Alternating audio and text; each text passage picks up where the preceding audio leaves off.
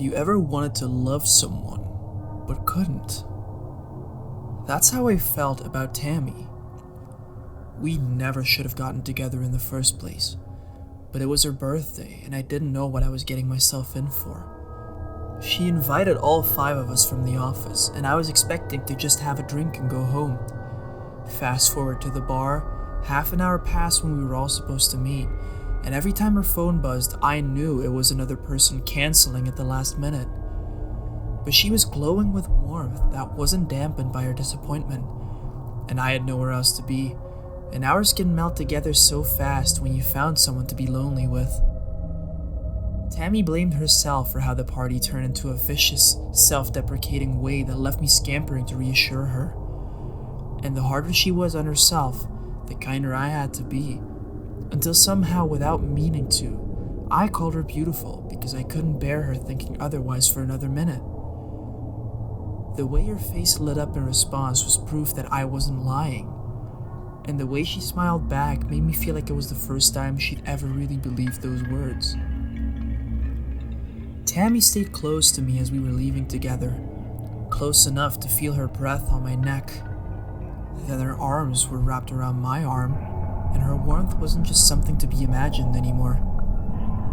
Just to keep her balance, she said, but no amount of steadying herself was enough for her to let go. She'd been drinking after all, and needed someone to drive her home.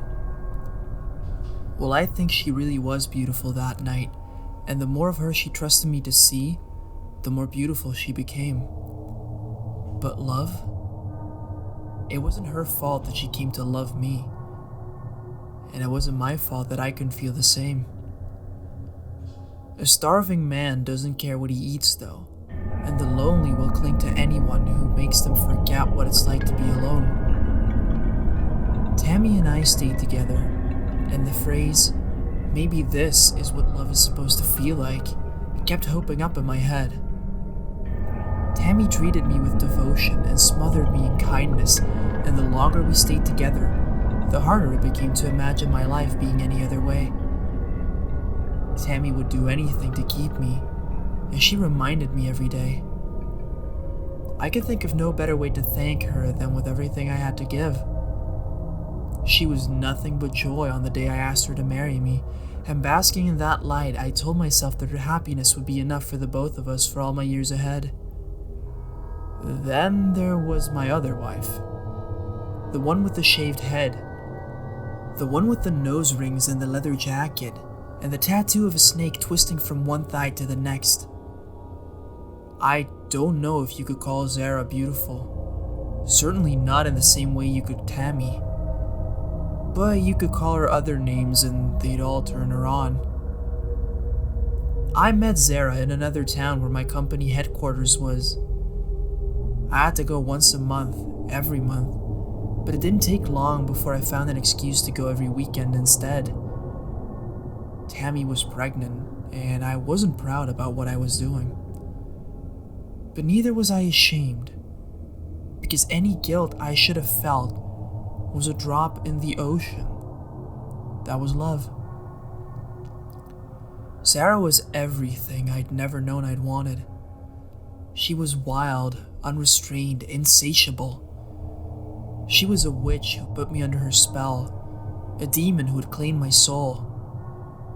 These are the types of excuses I tell myself whenever the guilt began to crawl up my spine. When I'd hold Tammy at night, I'd tell myself stories of all the mad things men have ever done for love. I'd put myself in their noble company. And when I fell asleep, I'd dream of being back with the girl whose touch was fire. A weekend was never enough to spend with Zara, and every time was harder to leave than the last. I couldn't leave Tammy with the child though, and the anxious worry that this had to end began eating away at me night and day. I kept them both a secret from each other, swinging back and forth, barely trusting myself to call one by name without my tongue betraying me with the others. The more the pressure grew, the more insecure and defensive I became, until one day by surprise, Sarah told me she was jealous of my time. She didn't want me to leave again. She wanted to be my wife, and the fool that I was, I told her that I wanted the same. It wasn't a very official wedding. Zara wasn't into that sort of thing. Our hands were clasped in the forest and our feet were in the stream when I placed a ring upon her finger.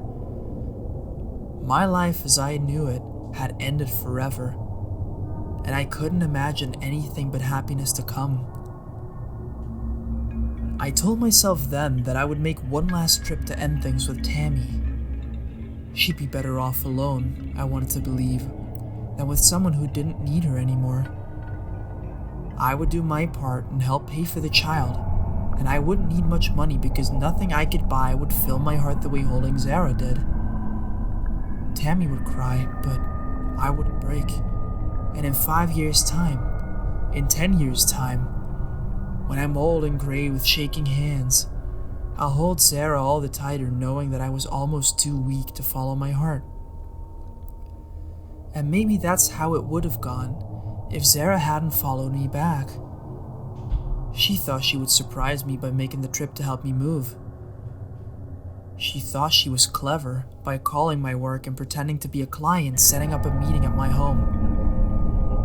How could she have known that Tammy was home while I'd gone to the store to pick up some things for our newborn child? The police were home before I was. The weeping young mother and the screaming punk. It wasn't hard for them to figure out what had happened. The knife-slashed curtains and the shattered plates. There must have been quite a fight to be loud enough for the neighbors to call the cops. The blood-stained carpet and the dirty tracks into the nursery. There was no way to hide the evidence or mistake what happened to my daughter who was slashed into ribbons before she'd ever even learned her name. Zara and I never spoke again. Not even at her trial where I was called as a witness. I couldn't even meet her eyes when I told the jury about the affair, that I'd loved her and that I knew it was wrong. I told them that Zara had been jealous, that she'd killed the child and that I never wanted to see her again. The only thing that could have been harder to bear was when Tammy forgave me. She said it wasn't my fault, that I'd made a mistake, that we could learn to be happy together again. And I believed her, because as heavy as this weight was for me to bear, I knew that I couldn't bear it alone. That was almost 20 years ago, and Tammy and I have moved past it the best we could. We had 2 more children, both boys. I'm glad of that, because if we'd had a girl, I don't think I could have looked at her without thinking about the child who had been cut. If Tammy can still love me after all that, then who am I to say that I can't love her in return? Despite everything I'd done to avoid being alone though, I know that it's only a matter of time. Tammy is sick, and she isn't going to get better. I've been spending every day at my wife's side, and our youngest will be leaving to college in a few weeks. Then it's just going to be me and my regrets, thinking about the words Tammy said to me last night. I told you I'd do anything to keep you, and I did, she told me.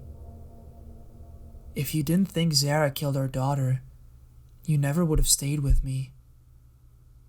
I had to do it, don't you see? We've made each other so happy through the years. I always knew I never loved her, but it's taken me my entire life to find out why.